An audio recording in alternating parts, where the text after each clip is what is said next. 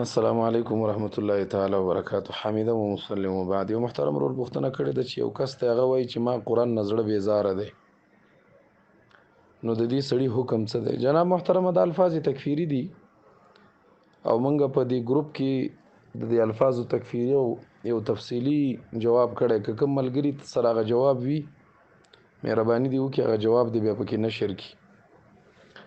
نو هغه د الفاظ تکفیری دی او دې کې جهل معتبر دی چې تر کومه پورې دغه کس جاهل نو سړی ورته کافر نشي ویلی، په دې سړی کافر کیږي نه د جهالت د وجې نه. البته د الفاظ د ډیر نامناسب دي، ګناه ده، توبه باید دا سړی وباسي، که نکاح یې کړي تجدید د نکاح دی وکړي. نو د الفاظ تکفیری دي د جهل د وجې نه، په دې باندې سړی نه کافر کیږي. د بحر الرائق حواله در واخله، من تکلم بها اختیاریا جاهلا بانها کفر ففيه اختلاف. و یو سړی دی لیونی شوی هم نه دی، نشک هم نه دی، خو ښه په اختیار سره دا خبرې کوي، نو د باره کې د علماو اختلاف دی. خو دی والذي تحرر انه لا يفتى بتکفیر مسلم امکن حمل کلامه على محمل حسن.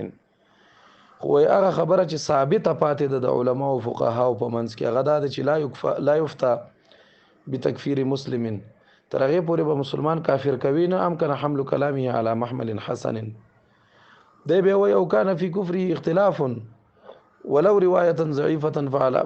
لنډه اوږده دا ده وایي که چېرته په کفر کې اختلاف هم شي نو چې کوم ضعیف روایت دی د اسلامي هغه د اسلام طرف ته به دغه ترجیح ورکولی شي.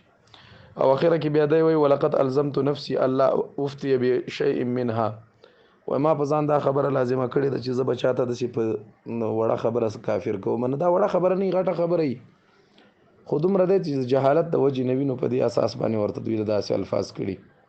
بهرحال دی کې ما د شرح الحموي د اشباح والنظائر د شرح حواله مې را نقل کړې وه، او په دې کې د قرنګي د فتاوی شامی حواله مې را نقل کړې وه. خلاصه د خبرې دا ده چې د الفاظ تکفیریه دی او په دې کې جهل معتبري که دا سړی ناخبر او جاهلی توبه دی وباسي، او تاسو خیر دی ورسره دغه مه کټ کوئ تعلق، بلکې نصیحت ورته کوئ چې الله تبارک وتعالی برابر کی. السلام علیکم.